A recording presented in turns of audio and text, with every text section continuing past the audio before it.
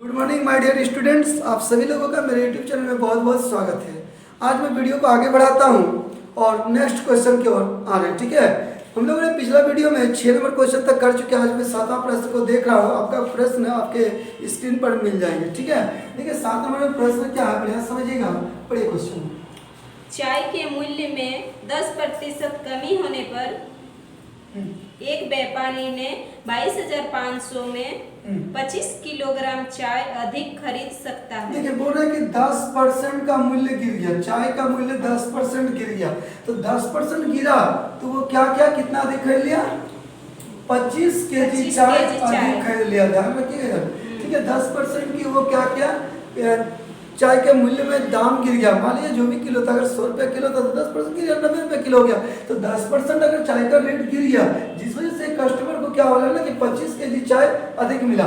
इसका मतलब 10% का वैल्यू है 25 केजी। यदि 10% नहीं गिरता तो अधिक चाय नहीं मिलता। तो हम लोग 100% का वैल्यू निकालेंगे। तो 10 दाई 100 यानी 25 दाई 250, सॉरी 25 दाई 250 यानी 250 केजी हमको चाय मिल रहा है। कब मिल रहा है? अभी वर्तमान में मिल रहा है। ठीक है, प्रेजेंट में हमको 250 केजी चपत्ती मिल रहा है। और कितना रुपया मिल रहा है? 22,500 मिल रहा है। तो 22,500 में हमको 2.5 केजी चाय, सॉरी 250 किलो चाय मिल रहा है। तो 1 केजी का दाम कितना होगा? भाग दे दो। 25 में 225 से 90 रुपया आपका पर केजी चाय का मूल्य हो रहा है। क्लियर है? लेकिन यहाँ पे समझिएगा, ये 90 रुपये पर केजी आपका वर्तमान मूल्य हुआ। अगर चाय का आपको पहले का मूल्य चाहिए, चाय का आपको पहले का मूल्य चाहिए तो क्या करें? तो वही पहले भी अब मेरे पास 22,500 रुपया ही था। लेकिन पता है आपको, पहले आपको 250 केजी नहीं मिलता था, क्योंकि 25 केजी तो आपको एक्स्ट्रा सामान मिला ना कम होने की वजह से। पहले तो 25% तो, सॉरी 10% तो चाय के मूल्य में कम नहीं हुआ था। उस समय तो चाय का मूल्य 10% इससे बढ़ के था। तो क्या कि पहले हमको जो मिलता था वो 250 केजी नहीं, 25 केजी कम मिलता था, यानी 225 ही केजी हमको चपत्ती मिलता था इतना रुपये में। तो पहले मूल्य क्या था? तो 25 दाई 250, पहले जो है 100 रुपया पर केजी था।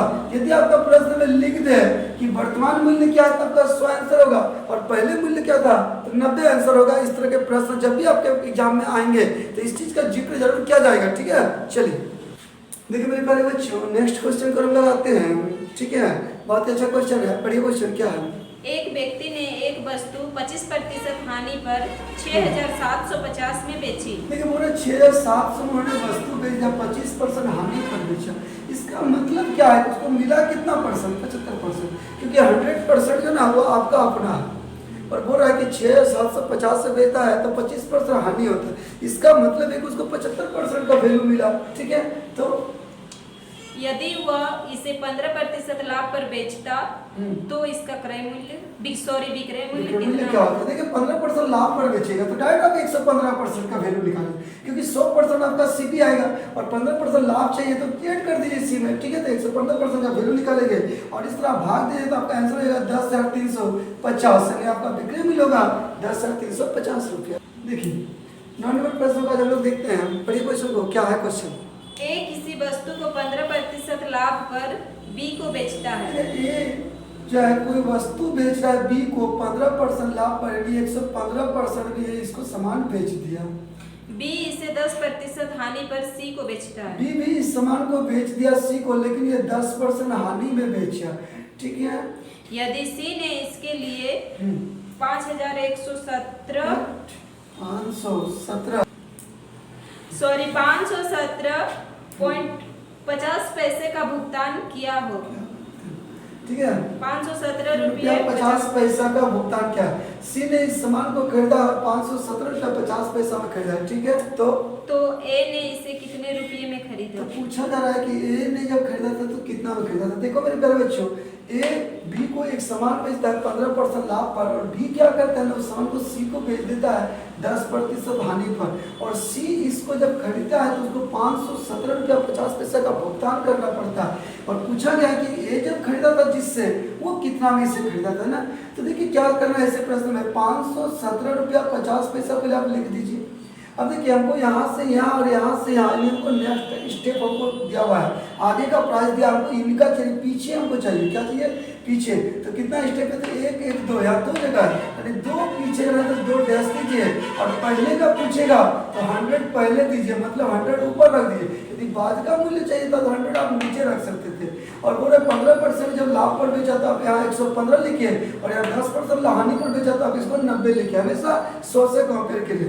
जब आप इसको भाग दीजिएगा तो आपका आ जाएगा आंसर 500 रुपीज, यानी ए ने जिस भी आदमी से खरीदा था वो 500 में खरीदा था, ठीक है।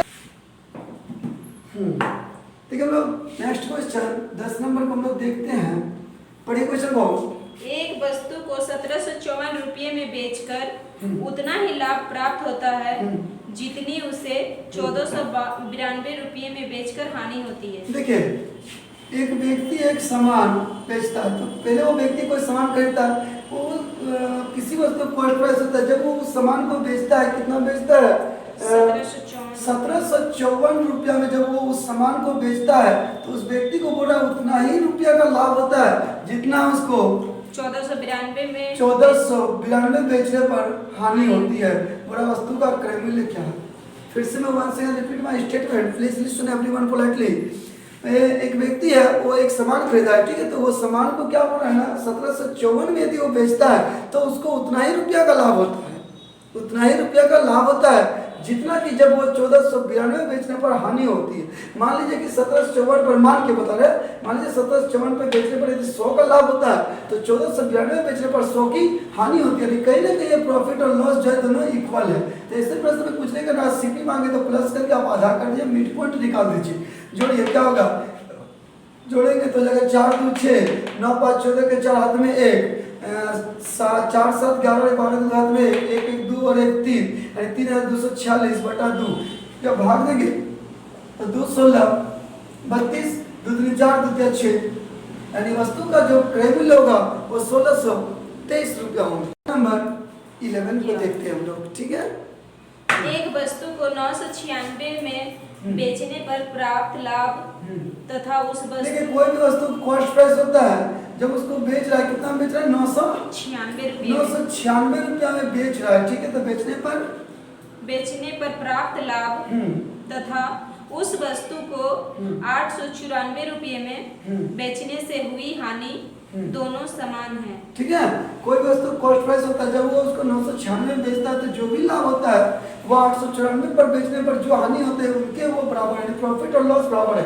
जब भी प्रश्न ये बोले कि उतना ही लाभ होता है जितना हानि होता है, या फिर उतना ही हानि होता है जितना लाभ होता है, प्रॉफिट होता है, तो आपको कुछ नहीं करना है, बस प्लस करके आप 2 से डिवाइड कर दीजिए, आपका आंसर आ जाएगा 6 4 10 के 0 हाथ में, 9 9 18 1 19 के हाथ में, 9 8 17 और 1 18, 2 से डिवाइड करेंगे, 2 9 18 2 चौके 8 2 5 10, यानी वस्तु का जो सीपी होगा, क्रय मूल्य होगा, वो आपका 945 रुपया होंगे, ठीक है। क्वेश्चन नंबर 12 पढ़िए।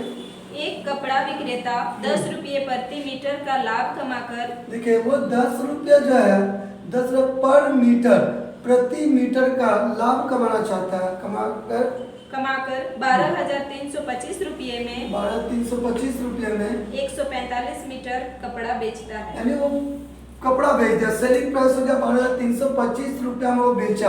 कितना बेचा, तो 145 मीटर कपड़ा बेचा। ध्यान से समझोगे मेरे बच्चों, ठीक है। एक कपड़ा व्यापारी है, वो 10 रुपया प्रति मीटर की दर से वो लाभ चाहता है, और वो क्या करता है ना कि 12,325 रुपया में वो 145 मीटर का कपड़ा बेच दिया, ठीक है। तो यहाँ पे सबसे पहले हम लोग ये चेक कर लीजिए कि 145 मीटर का कपड़ा बेचता है और 10-10 रुपया लाभ करना चाहेगा, इसके बाद 10 से गुना करेंगे तो 1,450 रुपया का उसको प्रॉफिट चाहिए।